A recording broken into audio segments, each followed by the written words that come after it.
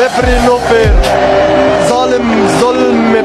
আর্জেন্টিনার দালাল ওরা, রেফারি একটা জালিম। পবিত্র কোরআনের আয়াত হাসবুনাল্লাহু ওয়া নিমাল ওয়াকিল, হাসবুল্লাহ ওয়া নি'মাল ওয়াকিল, অর্থাৎ আল্লাহই আমাদের জন্য যথেষ্ট আর তিনি সর্বোত্তম কর্মবিধায়ক। কতটা কষ্ট পেলে এমনটা বলতে পারেন মিশরের ফুটবলার মোস্তফা জিকো। তিনি আরো বলেন, আমাদের পুরো জাতির স্বপ্ন নষ্ট করেছে রেফারি।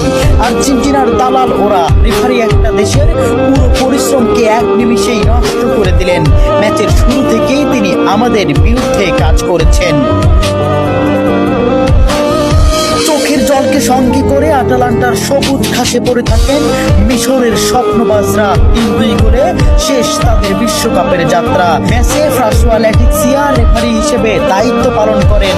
মিশরের একটি গোল বাতিলের পাশাপাশি ম্যাচের শেষ মুহূর্তে মোহাম্মদ সালার একটি ট্যাকেলও এড়িয়ে যান তিনি।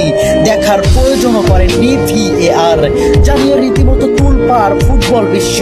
ওই কাউন্টার অ্যাটাকে গোল করে আর্জেন্টিনাকে এগিয়ে দেন অ্যানজো। শেষ পর্যন্ত মিশর হৃদয় ভাঙ্গা হারকে সঙ্গী করে মাঠ ছাড়ে।